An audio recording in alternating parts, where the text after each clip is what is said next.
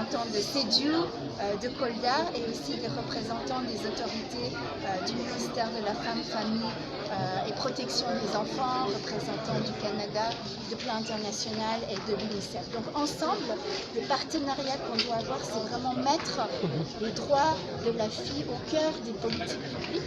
Comment on peut renforcer les actions pour mettre fin aux discriminations, renforcer l'égalité des filles et des garçons, changer des normes et des stéréotypes qui sont néfastes, mettre fin à la violence et aussi renforcer l'accès à l'éducation. On sait aujourd'hui que les filles vont à l'école primaire, mais lorsqu'il s'agit de l'école secondaire, de moins en moins de filles sont dans l'école secondaire.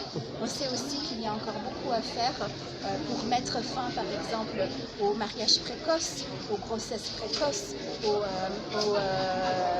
aux mutilations génitales féminines. Donc vraiment, la journée aujourd'hui qui est célébrée à travers le parcours des filles, c'est pour montrer que l'action est possible et nous pouvons avoir un impact positif. Et l'UNICEF, on est très heureux d'avoir pu organiser cela pour la journée et la marquer comme c'est marqué dans le monde entier chaque année depuis 10 ans. Quelle est la prochaine étape? Alors la prochaine étape, c'est que nous travaillons déjà avec toutes ces organisations de jeunes, des filles et des garçons, qui ont des demandes, des recommandations pour des actions. Les prochaines étapes, c'est que nous les avons écoutées aujourd'hui. Il y avait beaucoup de recommandations qui ont été faites. Le résumé de 3 grandes recommandations qui ont été faites par les jeunes. Un, c'est l'adoption d'un code de l'enfant ici au Sénégal qui regroupe tous les droits et les principes de protection des enfants. Donc le Sénégal a travaillé, le gouvernement, sur un code de l'enfant. Il faut qu'il puisse être adopté. Donc ça, c'est une première demande qui nous a été faite.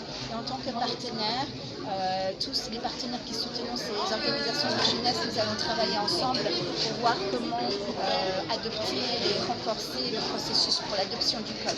La deuxième demande a été faite pour un parlement des enfants et des jeunes ici au Sénégal pour que la voix des enfants puisse être entendue de manière durable et institutionnelle et structurelle. Et donc nous allons aussi accompagner cette demande et voir qu'est-ce qui peut être utile pour que ça devienne une réalité. Et la troisième demande qui a été faite, c'est pour plus d'investissements publics, mais aussi privés, en faveur des enfants et des jeunes, parce qu'aujourd'hui, on ne peut pas avoir des changements sans investir des ressources. Il faut bien sûr des ressources humaines, et on voit qu'il y a beaucoup de volonté pour faire changer les choses. Il faut aussi des ressources financières, même s'il y a des crises économiques. Malheureusement, il y a eu l'impact de Covid, il y a l'impact de la guerre, par exemple en Ukraine. Il faut